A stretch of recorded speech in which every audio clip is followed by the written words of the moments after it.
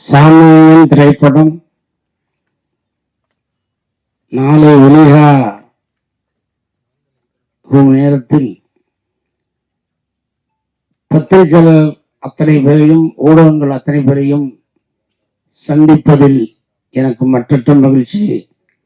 அந்த ஒரு அரிய வாய்ப்பினை எனக்கு வழங்கிய மதிப்பிற்குரிய தயாரிப்பாளர் வி மதியழகன் அவர்களுக்கும், இணை தயாரிப்பாளர் பாலா அண்ட் சதீஷ் அவர்களுக்கும், கதையாசிரியர் கார்த்திக் குமார் அவர்களுக்கும், டைரக்டர் ராகேஷ் அவர்களுக்கும், அன்பு தம்பி லியோ சிவா அவர்களுக்கும், அனைவருக்கும் நான் நன்றியை தெரிவித்துக் கொள்கின்றேன். இந்த பத்திரிகையாளர் சங்கத்தின் சந்திப்பை பிரமாதமாக ஏற்பாடு செய்து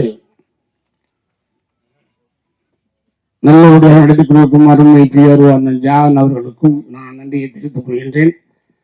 நான் திரைப்பட நாளைக்கு ரிலீஸ் ஆகும்போது பத்திரிகையாளர்னு பார்க்கறது இதுதான் எனக்கு ஃபர்ஸ்ட் டைம்.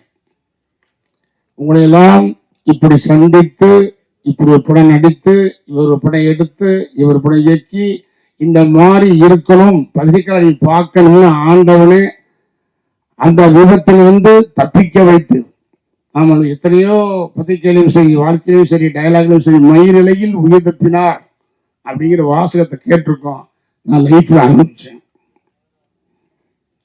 அந்த விபத்திலிருந்து மீண்டு வந்து சாமானியன்ற ஒரு திரைப்படம் நடிச்சு, அந்த படத்திற்கு நான் வெகு நாளாக ஆவலாக இருந்த அருமைக்குரிய இசைஞானி அண்ணன் இளையராஜா அவர்களை இவர் கொண்டு சேர்க்கும்போது எனக்கு மிக மிக சந்தோஷம்.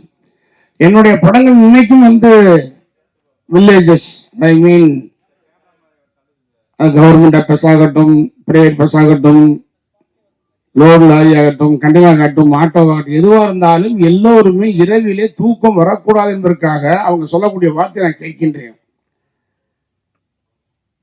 இளையராஜா அவர்களும் அண்ணன் அவர்களும் நானும் அந்த சேர்ந்த பாட்டை கேட்டால் எங்களுக்கு தூக்கம் வரவில்லை, ஒரு மனசு இதமாக இருக்குது என்பது. அந்த மாதிரி அற்புதமான பாடல்களை கொடுத்த அண்ணன் இசையனை சேர்த்தது தயாரிப்பாளருக்கும் டைரக்டருக்கும் நான் ரொம்ப கடமைப்பட்டீங்க. இப்போ தயாரிப்பாளர் சொல்லும் போது என்னன்னா, நான் நிறைய படங்கள் கதை கேட்டுக்கிட்டே இருந்தேன், இல்லாமல் இல்லை. பட் எனக்கு அது செட் ஆகலை. ஏன்னா நம்ம அது நடிக்கிறது நடிச்சு கொடுக்கலாம். நடிகன்னா எல்லா வேஷமும் நடிச்சு தான் ஆகணும், அதுதான் நடிகன். ஆனா அது எந்த ரூபத்துல ஒரு கோட்டாங்க பாருங்க. தலைவர் புரட்சி தலைவர் எம்ஜிஆர் இருக்காரு, நடிகத்துல சுவாசியா இருக்காரு. இப்ப உலகத்துக்கே நடிப்பு சக்கரவர்த்தி, நடிப்பு கத்துக் கொடுத்தவர் நடிகர் திரு சுவாசி சார். அதே மாதிரி உலகத்துக்கு வெளியே ஒரு படத்துல நடிச்சு தொடர்ந்து ஒரு 10 வருஷம் முதற்க ஜெயிச்சவர் புரட்சி எம்ஜிஆர் அவர்கள். அவங்களுக்கு அவங்க உண்டான விஷயமா இருக்கணும். இப்போ உதாரணமா தில்லானா மோகனம் என்ற படம் உங்களுக்கு ஞாபகம், கரகாட்டக்காரன்னா அந்த படம் ஞாபகம், தில்லானா மோகனம். தில்லானா மோகனம்பால் படத்துல புரட்சி தலைவர் எம்ஜிஆர் அவர்களும் 1001 படத்திலே நீதிபதி சுவாசி சார் நடிச்சிருந்தால் எப்படி இருக்கும்? மேட்சாக ஒரு தடவை டிஸ்ட்ரிபியூட்டர் சொன்னாங்களாம் தலைவர் எம்ஜிஆர்ட்ட, என்ன தலைவர் நீங்க இப்படி நடிச்சுட்டு இருக்கீங்க, சுவாசி சார் ரொம்ப நல்ல கெப்பாசிட்டி நடிங்க அப்படின்னா சொன்னோன்னு தலைவர் யோசிச்சிருக்காரு எம்ஜிஆர், அப்படியா ட்ரை பண்ணுவோம். சுவாசி சார்ட்ட போய் அவங்க டிஸ்ட்ரிபியூட்டர்ல என்ன நீங்க எல்லா படத்தையும் படமாம ஆக்ட் பண்றீங்க, ஆனால் தலைவர் எம்ஜிஆர் கேப்சர் பண்ணணும்னு சொல்லியிருக்காரு. சுவாசி சார் சரின்னு இருக்காரு. அதுக்காக 2 பேரும் ட்ரை பண்ணும்போது அந்த 2 பேர் படத்துக்கு டைரக்ஷன் ராமண்ணா சார். அந்த படம் புரட்சியாளர் ஆக்ட் பண்ண படம் பாசம், ராமண்ணா டைரக்ஷன். அதுல தலைவர் இறந்துருவாரு, படம் போகல. தங்கச்சிறக்கம் படம் சுவாஜி சார் ஆக்ட் பண்ணார். அது தலைவர் பாட்டு பாடி அதெல்லாம் பண்ணும்போது அதுவும் டைரக்ஷன் ராமண்ணா. தங்கச்சிறகம் போகல. ஸோ புரட்சி தலைவர் எம்ஜிஆர் மாதிரி சிவாஜி சார் ஆக்ட் பண்ணும்போது மக்கள் ஏத்துக்கல, சிவாஜி சார் மாதிரி புரட்சி தலைவர் எம்ஜிஆர் இப்ப ஏத்துக்கல. இது நான் சொல்றது 7 வருஷத்துக்கு முன்னால. அப்ப அந்த டிஸ்ட்ரிபியூட்டர் ஓடியா சொன்னாங்கன்னா சிவாஜி சார்கிட்ட, அண்ணா நீங்களாவே நடிங்கண்ணா, அது உங்களுக்கு அதுதான் கரெக்ட். தலைவர்கிட்ட போய் தலைவா நீங்க உங்களுக்கு படித்தான் கரெக்ட் சொன்னாங்களா, இது நான் கேள்விப்பட வேண்டும். அதனால எந்த விஷயத்துல நான் நடிச்சா என்னை ஏத்துக்குருவாங்களோ ஒத்துக்குறவங்களோ அப்படித்தான் நான் ஆரம்பத்துல இருந்து வந்திருக்கேன். நான் நடிச்சு கார் வாங்கணும், பங்களா வாங்கணும், ஆடி கார் வாங்கணும், ஆவணி கார் வாங்கினதுல நோக்கம் அல்ல. ஆரம்பத்திலே கதையை கேட்ப பிடிக்கணும், எனக்கு நடிக்கணும், எனக்கு பேச பிடிக்கணும். தொடர்ந்து வந்த படங்கள் எல்லாமே எனக்கு நான் போய் அவங்கள ப்ரோக்ராம் கூப்பிடல, இப்படி வாங்க கதை பண்ணுங்க, அதுவாகவே வந்த படங்கள் எல்லாமே அது நம்ம ஒரு நல்ல ஒரு உண்மையிலே முதல் படம் என்னுடைய குருநாதர் இயக்குனர் அழகப்பன் சார் அவர் இல்லைனாலும் இதை ஹீரோவாக உருவாக்குனாங்க. அந்த படம் தயாரிப்பாளர் சிவராமதாசன் திருச்செந்தூர் இருக்கிறாரு, இன்னொரு தயாரிப்பாளர் ராவல் அவரை மறைஞ்சிட்டாரு, இன்னொரு தயாரிப்பாளர் நாகராஜ் அவர்கள், இதையும் நான் மறக்க மாட்டேன். ஆனா திருப்பி அதுல இருந்து படிப்படியா வளர்ந்து எவ்வளவோ படங்கள் நடிச்சு பாருங்க. ராமராஜன் அப்படின்ற இண்டஸ்ட்ரியில ஒன்லி 4 வருஷம் தான் என்னுடைய திரைப்பயணம், ஒன்லி 4 இயர்ஸ். 86 நவம்பர் 28 படம் நம்ம ஊர் ரிலீஸ், 87, 88, 89, 90 ஒன்லி 4 வருஷமே பீக்கில் இருந்த ராமராஜன் இன்னைக்கு வரைக்கும் மக்கள் மனசுல நினைச்சிருக்காங்கன்னா அதுக்கு அருமைக்குரிய அண்ணன் இசைஞானியுடைய அமைத்த பாட்டு ஒன்றுதான் இன்று மக்கள் மத்தியில் ஓடிக்கொண்டிருக்கிறார். இதை ஞாபகப்படுத்திக்கிட்டு இருக்கு. கிராமத்து மக்களையும் சாதாரண ஏழை எளிய மக்களையும் சராசரி மக்களையும் அன்புக்குரிய வியாபார மக்களையும் உழைக்கும் வர்க்கத்தையும் போய் அந்த வரிகள் போய் டச் பண்ணி இன்னைக்கு ராமராஜன் பேசுறாங்க. எத்தனையோ கதையை கேட்டாலும் இந்த படம் கதை சொல்ல வந்தாங்க. டேட்டாகி சர்வர்களும் மதிசார் அவர்களும் பாலா சதீஷ் கார்த்தி வந்தாங்க. நான் நிறைய படம் கேட்பேன். இவங்க வரும்போது சரி எல்லாரும் சொல்லுவாங்க, ஒருத்தர் வந்தாரு நீ இன்ட்ரோல என்ட்ரி ஆகிக்க, அப்பயே மனசுக்குள்ள ஓகே முடிஞ்சு போச்சு, நீ வர முடியாது அவ்வளவுதான். ஏன்னா இன்னைக்கு மன்றங்கள் இன்னைக்கு பார்த்தீங்கன்னா உள்ள இல்லை வேலை செய்யணும், டெஸ்ட் பண்ணி பாருங்க இப்போ கேளுங்க, அவ்வளவு ஒரு இன்னைக்கு ஆச்சரியமான விஷயம். எனக்கே கண் கலங்கு. 12 வருஷத்துக்கு அப்புறமும் என் ரசிகர்கள் இன்னைக்கு எனக்கு புரியுதாங்கன்னா கிரேட் கிரேட். இந்த ரசிகர்கள் ஒத்துக்கிறோம். அதனால நான் முதல்ல அந்த கதையுடைய அமைப்பை பார்ப்பேன். என்னடா அது ஏதாவது நடிச்ச வச்சுக்கோங்க, நடிக்கலாம் காசை வாங்கி போட்டு. ஏதாவது ஒரு தாய் ஐயோ என் பிள்ளை இப்படி நடிச்சிருச்சு, இதுக்கு வீட்லயே இருந்துக்கலாம் அந்த பையன் அப்படின்னு கூடாது. பரவாயில்ல பையன் நடிச்சா நல்லா நடிச்சிருக்கான் பையனா, என்னுடைய படங்கள் வந்தா இதெல்லாம் இருக்காது, இதை எதிர்பார்த்து வர்றோன்னு நான் ஏமாற்றக்கூடாது. எத்தனையோ கதையை பண்ணாலும் அவங்க கதை சொல்லும் போது நான் உன்னிப்பா கவனிச்சேன். இதை நான் பண்ணலாம் போது முதல்ல ஒரு 5 நிமிஷம் கேட்டோடனே முடிவு பண்ணிட்டேன். ஓகே ஒரு மாதிரி போகுது அப்படின்னால நம்முடைய கேரக்டர் தன்மையும் கட்டக்கூடாது, அதே மாதிரி நம்ம பழசு டைப்பாக போயிடக்கூடாது. இந்த ஜென்ரேஷன் மட்டும் இல்லை, போன ஜென்ரேஷன் இல்லை, நாளைய ஜென்ரேஷன் மாறிச்சு, ஜென்ரேஷன் மாறிச்சுன்னு சொல்றதை தவிர ரேஷன் கார்டு இன்னைக்கு கூட்டம் அப்படித்தான் இருக்கு. அதனால் எந்த ஜென்ரேஷன் போகிற மாதிரி டைரக்ட் பண்ணியிருக்காரு, தயாரிப்படுத்துக்காரு. கதை எப்படி கதை சொல்லி முடிச்சோன்னா நான் இன்ட்ரோல் சொன்னாங்க. நான் கதை முடிஞ்சிச்சான்னு கேட்டேன். இல்லை சார் இதுதான் இன்ட்ரோல். நாங்கள் நீங்கள் படம் பாருங்க சார், பத்திரிகையாளர்கள் உங்களை மீறி ஒரு விஷயம் நாட்டுக்குள்ள போகாது. வடகொரியா கேள்விப்பட்டுவீங்க, நான் கேள்விப்பட்டேன். அங்கிருந்து ஒரு நியூஸ் வெளியே போகாது, வெளியே ஒரு நியூஸ் உள்ள வராது. இந்த வடகொரியா நான் கேள்விப்பட்டேன். அது மாதிரி உங்கள் பத்திரிகையாளர்கள் ஊடகங்கள் இல்லாமல் இன்னைக்கு யாருக்கு எந்த நியூஸ் தரதில்லை. ஏன்னா எங்களுக்கு நியூஸை முதல்ல தெரிவிக்கிறத நீங்க தான் போறீங்க டிவியில, நீங்க சொல்லித்தராங்க பார்க்குற வீட்டில். இதுதான் உண்மை. அந்த மாதிரி என்னை பொறுத்த வரைக்கும் அவங்க சொல்லும் போது இந்த இன்ட்ரோல் பிளாக் பாருங்க. 100% சினிமாவில் நான் பெருமைக்காக சொல்லல, உரிமையா சொல்றேன், உண்மையை சொல்றேன். நீங்க வேணா விசாரிச்சு எழுதுங்க. ராமராஜன் சொல்றது உண்மையா பொய்யா? ஒரு திரையரங்குல டூரிங் டாக்கீஸ் ஒரு சினிமாவுடைய அடித்தளம் ஆரம்பத்தில் பிள்ளையாசி போடுற படம் எடுக்கலாம்னு, அதுக்கப்புறம் டைரக்டர், அப்புறம் ஆர்டிஸ்ட், கதை ஓகே பண்ணி எல்லாம் பண்ணி ஷூட்டிங் பண்ணி டப்பிங் பண்ணி எல்லாம் பண்ணி ரீரிகார்ட் பண்ணி பாட்டு போட்டு எல்லாம் எடுத்து தேட்டர் ரிலீஸ் பண்ணி டிஸ்ட்ரிபியூட்டர் வாங்கி அப்புறம் பி சென்டர் சி சென்டர் கடைசியில் போய் கிச்சறது. அங்கே காவிரி நினைக்கிற தண்ணீர் கடமடை போற மாதிரி இந்த திரையரங்கத்தில் ஃபர்ஸ்ட் காப்பி படம் இங்கே லாஸ்ட் தான் டூரிங் டாக்ஸில் போய் நிற்கிறது லாஸ்ட் சினிமா. அந்த டூரிங் டாக்ஸில் ஆரம்பிச்ச வாழ்க்கை தான் இந்த ராமராஜன் வாழ்க்கை. இது கடவுளுக்கு வரப்பிரசாதம். அங்கிருந்து உதவி டைரக்டர், அசிஸ்டன்ட் டைரக்டர் ஆகி, டைரக்டர் ஆகி, நடிகனாகி, ப்ரொடியூசர் ஆகி, டிஸ்ட்ரிபியூட்டர் ஆகி, ஏன் தியேட்டர் கூட வாங்கினேன்.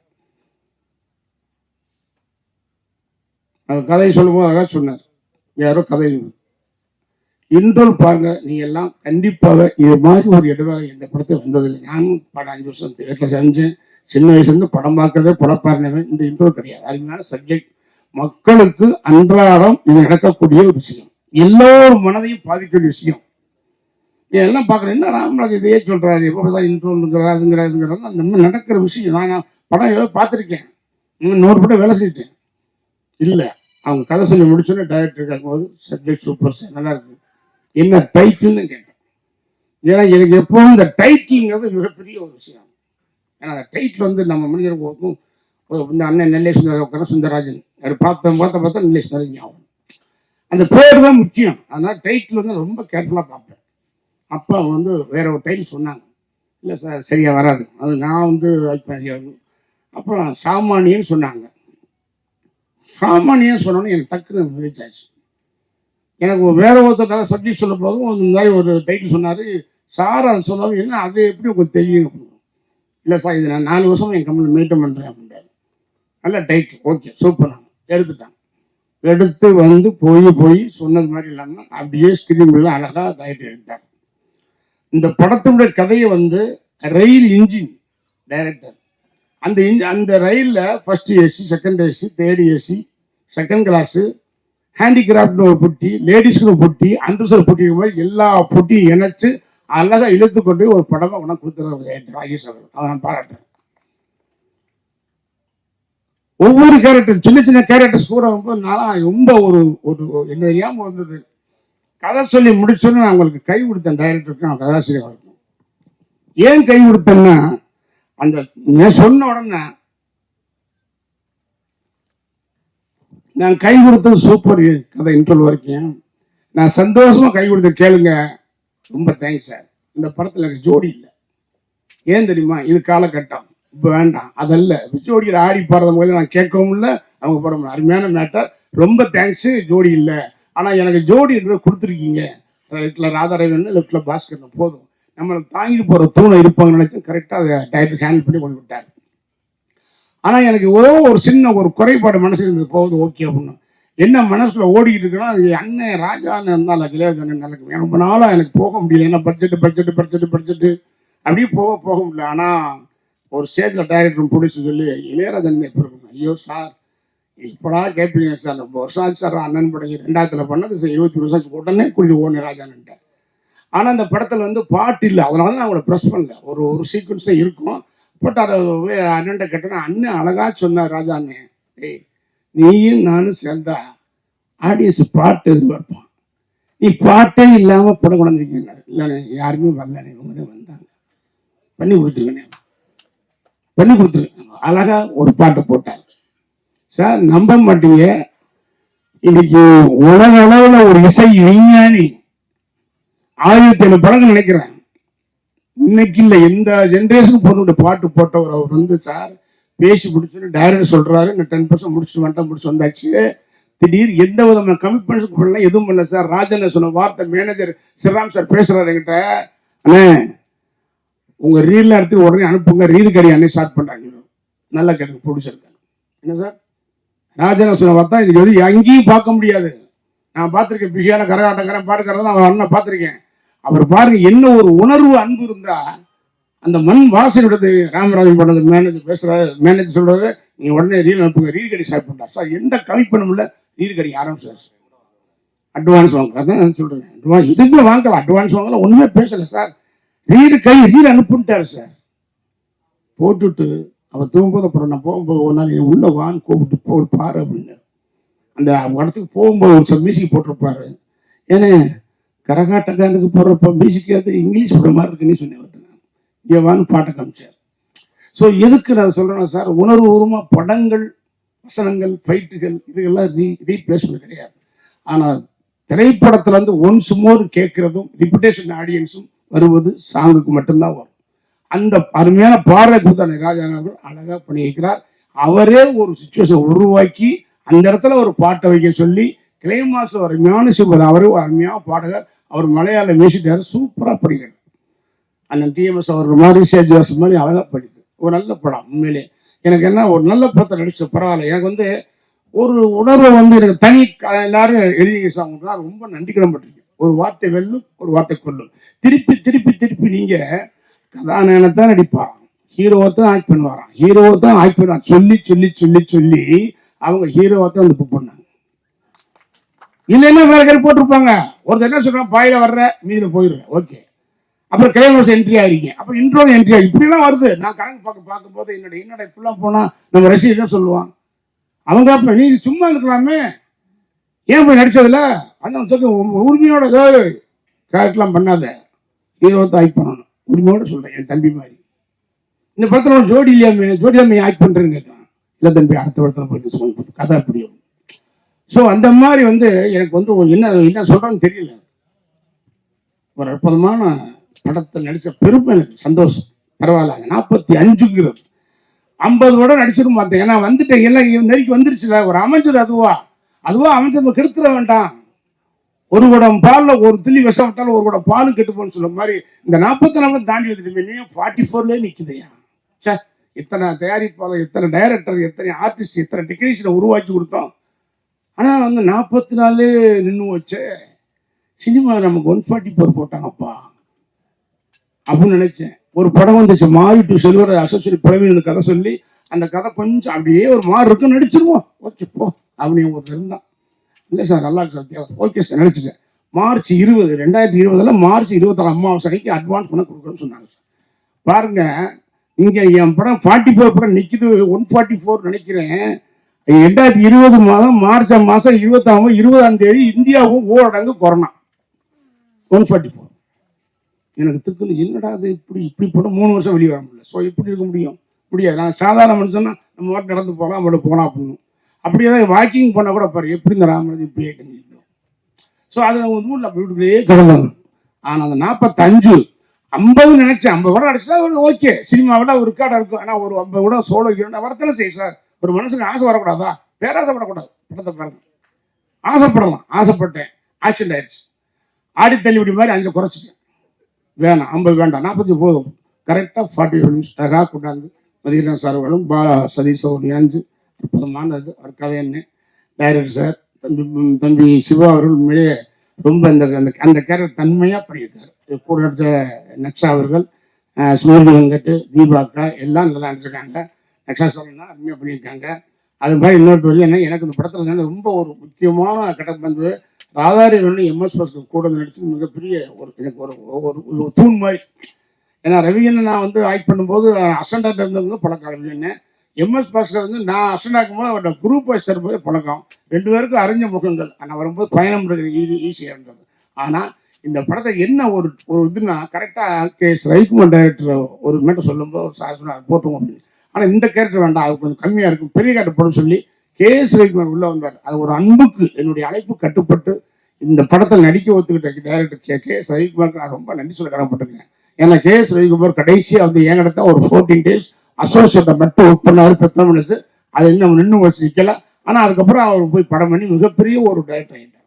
எனக்கு சந்தோஷம், பரவாயில்ல. அந்த மாதிரி நன்றி விசுவாசம் எல்லாமே எனக்கு ரவிக்குமார் மறக்க முடியாது. அது மாதிரி technician cameraman, editor, fight master, எல்லாருமே ரொம்ப அருமையாக பண்ணாங்க. ஒன்றும் இல்லை. இதெல்லாம் பத்திரிகையாளர்கள்லாம் உண்மையிலேயே ஓப்பனாக சொல்கிறேன். அது சில எதிலுமே நிறைய உரைகள் இருக்கும், இல்லாமல் இருக்காது, எதுவும் பண்ண முடியாது. மேலும் இருக்கும், மேடு இருக்கும், பள்ளம் இருக்கும், துன்பம் இருக்கும், இன்பம் இருக்கும், கஷ்டம் இருக்கும், நஷ்டம் இருக்கும், அதான் இருக்கும். குற்றங்களை இருப்பி குறைகளை நீக்கி நிறைகளை எழுதி தயவு செய்து ஒரு உயிர் பிழைத்து வந்த ஒரு மனிதனை மீண்டும் மக்களிடம் நல்லபடியாக கொண்டு போய் சேர்க்கும் என்று இங்கே இருக்கக்கூடிய பத்திரிகையாளர்கள் மத்தியிலும் ஊடக மத்தியிலும் உங்கள் கால்களை ஒவ்வொரு காலத்தொட்டு கேட்கிறேன். படத்தை நல்லபடியாக மக்களை சேர்ந்த உள்ளதை சொல்லுவீங்க. எனக்கு பத்திரிக்கை போய் சொல்லாது, தான் எழுதும்.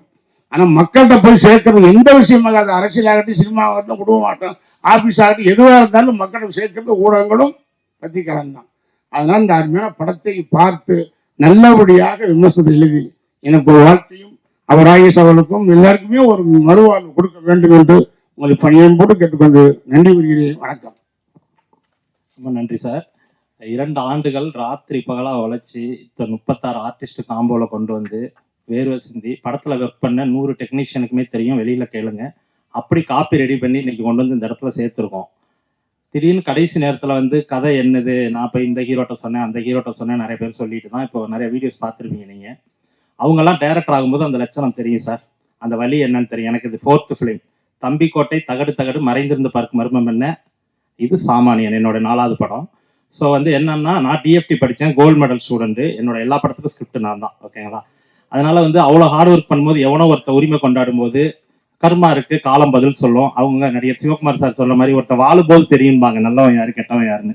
அதனால எதுக்கும் எக்ஸ்பிளனேஷன் தேவையில்லை, படம் பேசும் சார். வாழ்த்துக்கள் அனைவருக்கும். பார்த்துட்டு சொல்லுங்க, ஏதாவது கேள்விகள் இருந்தால் சொல்லுங்க சார், தன்மையோட பதில் சொல்றோம் ப்ளீஸ். சொல்ல மாதிரி சார், அதாவது என்னன்னா, டைரக்டர், கதாசிரியர், ப்ரொடியூசர் வந்து கதை சொன்னது ஓகே. பட் ஒன் திங் என்னன்னா, இன்னைக்கு கதை வேற ஒருத்தன்னு சொல்லி பேசுகிறேன். நான் ஓப்பனாக சொல்ல என்கிட்ட சொன்ன கதை அதுதான். ஆனால் கேரக்டரைசேஷன்லாம் நான் மாற்றிட்டேன். இல்லையா சார்? இவங்க ஒரு ரூட்டில் போனாங்க, அந்த ரூட்டு வேணாம். பிகாஸ் நான் எக்ஸ்-எம்பி, பார்லிமெண்ட்டில் வந்தவன். நான் மக்களுக்கு நல்ல கருத்தை சொன்னா தான் அந்த எம்பியை உட்காந்து கிடையாதுன்னு சொல்லி அந்த மேட்டர் வேணாம் செல்ஃபிஷ் ஆயிடும்னு சொல்லி அந்த கண்டென்ட் இவங்க சொன்ன கண்டென்ட் ரூட்டை மாற்றி போனது நானும். சாரும் பண்ணாங்க, சார் பண்ணாங்க, ஓகே. இன்னொன்று, கடனால பிரச்சனைனா டெய்லியே பேப்பர் பார்க்குறோமே, பேங்க் டார்ச்சரில் வந்து மேலே பண்ண பார்க்குறோம்ல, அது கதை சொல்ல முடியுமா? ஏன் இன்னைக்கு நான் நடனா நாட்டி தேட்டு 3 தேட்டு வாங்கினேன். நான் அட்வான்ஸை 22 ஃபேஸ் போட்டுருந்தேன், என் கேட்டாங்க போட்டேன். பட் என்ன அப்படின்னா அவங்க பிடிக்கிட்டாங்க. அதுக்கு ஏன் கதை சொல்ல முடியுமா? இதாவது என்னன்னா, ஒருத்தர் ஷூட்டிங் இருக்கும்போது அதை ஃபாலோ பண்ணி இதை சீனுங்களை கன்செப்ட் எடுக்க தெரியுமா சார்? எப்படியும் ஒரு சீன் ஒரு ஹீரோ ஆக்ட் பண்ணுறாருன்னா ஒரு 4 நாள் 10 நாள் ஷூட்டிங் போய்க்கிற ஒரு ஆளை விட்டு போனால் அவன் சொல்லி போகிறான். உடனே போய் ஒரு எழுதி ஒரு கவர் பண்ணி ஒரு ரிஜிஸ்டர் பண்ணி போட்டு அப்படி முடியாது. ஏன்னா சொல்ற இவங்க கதை இன்னொருத்தர் சொல்றாருன்னு சொன்னா இவங்க வந்த கேரக்டரைசேஷன் ரூட் அந்த கதை தான். ஆனா அதை மாத்தி வேற ஒரு ரூட்ல போனது அதை ஒரு டைரக்ட் ப்ரொமோ பண்றேன். அண்ணா அதாவதுண்ணா இங்க எல்லாருக்குமே ஒரு லோன் இருக்கும்ண்ணா. கை தூக்க சொன்னா ஏதோ ஒரு விதத்துல தூக்கும். யாராவது கடன் இல்லாதவங்கள கை தூக்க சொன்னா 1-2 பேர் தூக்குவோம். அவ்வளவுதான். நான் எல்லாருக்குள்ளயும் இருக்கிற வாழ்க்கையில இருக்க ஒரு சின்ன லைன் தான் இது. பொதுவான விஷயத்துக்கு தனிப்பட்ட முறையில எவனும் உரிமை கொண்டாடக்கூடாதுங்கிறது தான் எங்களுடைய எழுத்தாளர் சங்கமும் தயாரிப்பாளர் சங்கமும் எங்களது இயக்குனர் சங்கமும் அதைத்தான் சொல்லி இன்னைக்கு இது பண்ணிருக்கு, லெட்டர் கொடுத்திருக்கு. சங்கத்துக்கு நம்ம கட்டுப்படணும். பாலியல் வன்கொடுமை குழந்தை இதுன்னு சொல்லி இது பண்றது, பொது விஷயங்கள் இருக்குல்ல நாட்டுல, இராணுவத்தை பத்தி எடுக்கிறது, அரசியலை பத்தி எடுக்கிறது, கடனை பத்தி எடுக்கிறது, இதெல்லாம் பொதுவான விஷயங்கள். இதுக்கெல்லாம் யாரும் உரிமை கொண்டாட முடியாது. எல்லார் வாழ்க்கையிலுமே கனெக்ட் ஆகிற ஒரு விஷயம். அதை எவ்வளவு பெஸ்டா ஸ்கிரீன் பிளே பண்ணி டயலாக் பண்ணி டைரக்ட் பண்ணி உங்களுக்கு கனெக்ட் ஆகி கண்கலங்க வைக்கிறோமோ அதுதான் that is the captain of the ship. So என்ன சொல்ல வரோம் அப்படின்னா, எல்லார் வாழ்க்கையிலும் உள்ள கதை, இதுக்கு யாரும் உரிமை கொண்டாட முடியாது. நான் அது சம்மந்தப்பட்டு கேஸ் போட்டவங்களுக்கு சொல்றேன். அதனால அதெல்லாம் ஃபேஸ் பண்றதுக்கு நாங்கள் ரெடியா தான் இருக்கோம். எனிவே ரொம்ப நன்றி. ஒரு நல்ல படைப்பை உங்க முன்னாடி கொடுத்துருக்கோம். ப்ளீஸ். நன்றி. ஏன்னா நாங்கள் ராமராஜன் வந்து மீண்டும் அந்த திரையில் வந்து நீங்கள் பார்க்குறீங்க, அது ஓகே. ஆனால் இந்த ஒரு நல்ல வாய்ப்பு, நான் என்னைய டைரக்டர் ஆக்கினது யார், ஹீரோ ஆக்கினது எல்லாம் மெட்ராஸ் விட்டது நான் எந்த தேட்டரில் வேலை செஞ்சோனோ அந்த மாடலையும் உள்ள விட்டாரு. யாரையுமே மறக்க மாட்டேன். திருப்பி கம்பேக்ட்ன்ற பேரில் 45வது படம் அமைத்து கொடுத்த அருமைக்குரிய எனது தயாரிப்பாளர் மதிய அவர்களுக்கும் அன்புக்குரிய பாலா சதீஷ் அவர்களுக்கும் கதா சிக்கார்த்திகளுக்கும் படத்தை அருமையாக இயக்கிய அண்ணன் ராகேஷ் அவர்களுக்கும் ஒத்துழைப்பு தந்த தம்பி சிவா அவர்களுக்கும் அவர் இந்த படத்துக்கு மிகவும் கஷ்டப்பட்டிருக்காரு. எல்லோருக்கும் நான் நன்றி தெரிவித்து என்றென்றும் உங்களை நான் மறக்கவே மாட்டேன். நன்றி, வணக்கம்.